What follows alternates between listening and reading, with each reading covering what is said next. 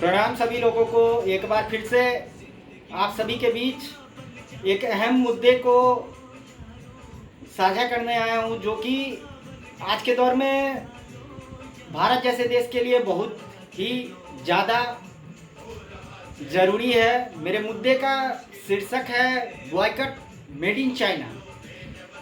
मुद्दे पर आने से पहले मैं आपका ध्यान थोड़ा सा पीछे ले जा रहा हूं।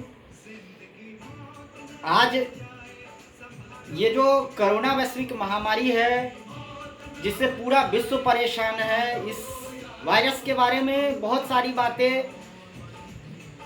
हमने, आप सभी ने समाचार पत्र, न्यूज़ चैनल या फिर मीडिया के जरिए सुनी। जैसे कि ये वायरस चीन के लैब में तैयार हुआ, या फिर ये कि एक चीनी डॉक्टर ने बहुत पहले ही इस वायरस के बारे में चीनी सरकार को आगाह किया था कि ये वायरस कितना खतरनाक हो सकता है।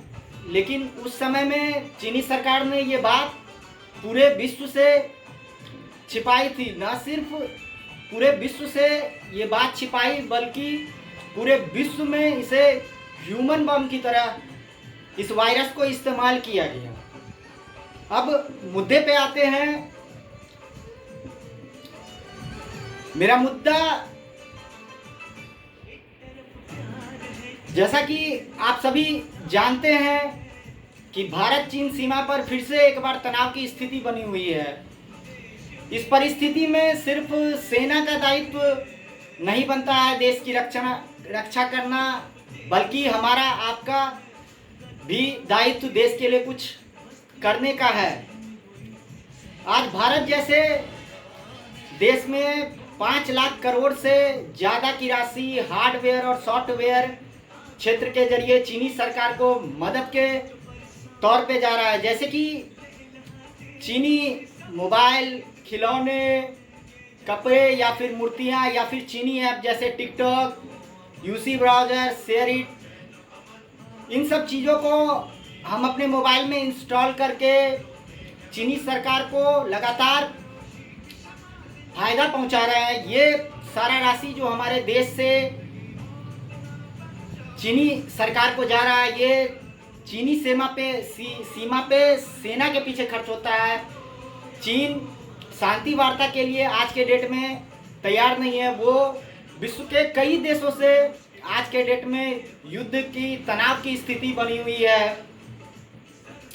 इस परिस्थिति में हाथ जोड़कर सभी से निवेदन करना चाहता हूं कि आज के आज ही ये सारे ऐप अपने मोबाइल से अनइंस्टॉल कर दें। साथ ही चीनी सामान खरीदना बंद कर दें। ज़रा सोचिए, अगर ये सारे कदम हम उठाते हैं एक साथ, अगर लाखों करोड़ों मोबाइल से चीनी ऐप अनइंस्टॉल होते हैं, तो चीनी सरकार को कितना घाटा होगा। उसका जीडीपी दर गिर जाएगा, देश का विकास दर गिर जाएगा, और ऐसी स्थिति में चीन की जनता सरकार के खिलाफ बिगुल फूंक देगी, जिससे चीनी सरकार का तख्ता पलट भी हो सकता है। हमें चीनी नागरिकों का विरोध नहीं करना है, सिर्फ चीन सरकार के रवैये में परिवर्तन लाना है।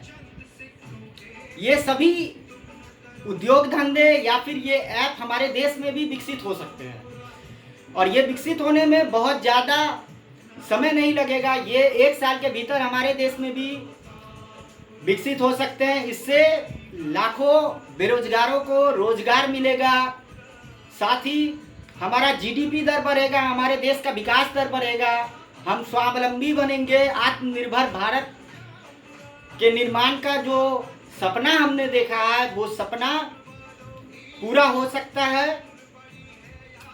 ये सभी बातें इसलिए आज के दौर में बहुत ज़्यादा ज़रूरी है, क्योंकि हम ये ऐप या ये फिर चीनी सामान जो मार्केट से खरीदते हैं या फिर अपने मोबाइल में इंस्टॉल कर रहे हैं, हमने तो आज के डेट में अपने मोबाइल से चीनी ऐप अनइंस्टॉल कर दिया है। और आप सभी से भी आग्रह करूंगा कि जितना जल्दी हो सके इसे अनइंस्टॉल कर दीजिए। जिससे कि चीनी सरकार ये सोचने पे मजबूर हो जाए कि मेज पे आके वो बात करने के लिए तैयार हो जाए। तनाव की जो स्थिति बनी हुई है आज के डेट में पूरे विश्व में, चाहे वो अमेरिका है या फिर और बहुत सारे देश हैं जिसके साथ चीन आज के डेट में तनाव की स्थिति बनी हुई है, वहाँ पे ये सब चीज़ को रोकना बहुत ज़्यादा आज के दौर में बहुत ज़्यादा ज़रूरी है। साथ ही हम जो चीनी सामान मार्केट से खरीद रहे हैं वो ना तो टिकाऊ है या फिर ना ही वो सस्ता जरूर आपको मिल रहा है, लेकिन उसके जरिए हम उसके सरकार को मदद पहुंचा रहे हैं।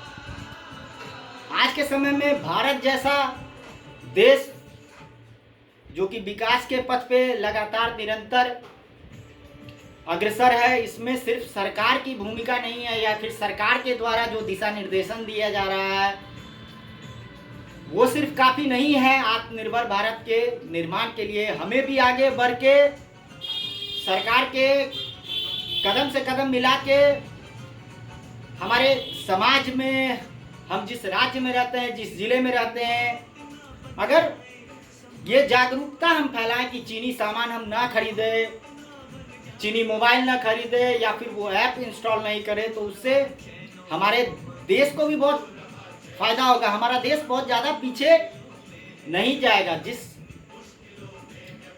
21वीं सदी में आज के दौर में भारत चल रहा है, भारत की जो जनसंख्या है वो उस जनसंख्या की जो 1 लाखों से भी ज़्यादा की जो आबादी आज के डेट में बेरोजगारी के दौर से गुजर रही है, उन सभी को रोजगार मिलेगा। हमारे देश में भी उद्योग धंधे स्थापित होंगे, हमें कहीं बाहर जाने की ज़रूरत नहीं होगी।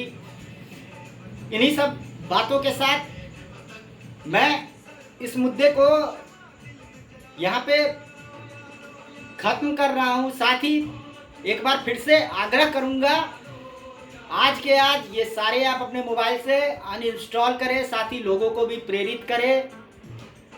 इसके लिए अंत में एक बात फिर से दोहराना चाहूँगा कि आज पूरे देश में लॉकडाउन 5 या अनलॉक 1 लागू है।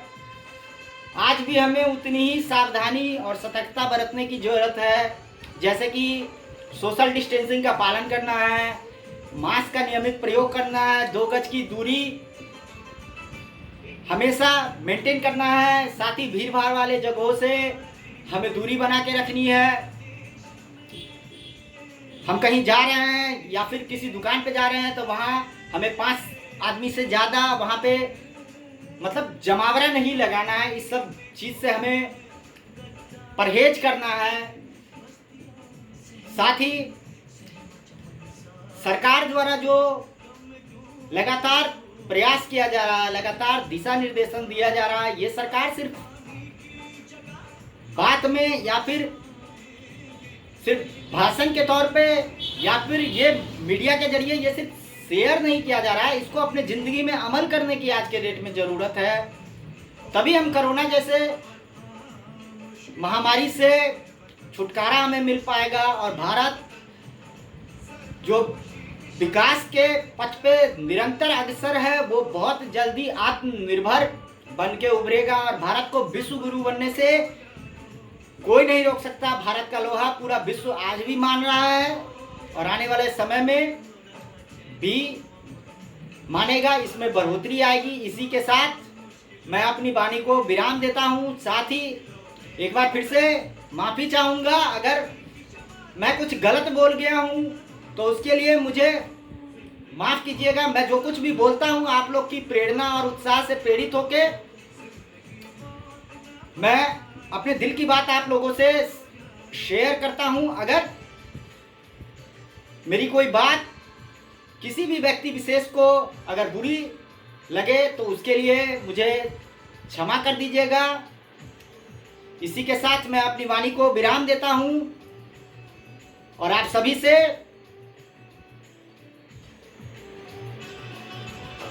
सुरक्षित रहने और सेफ रहने की गुजारिश करता हूँ। जय हिंद, जय भारत, वंदे मातरम, जय श्री राम।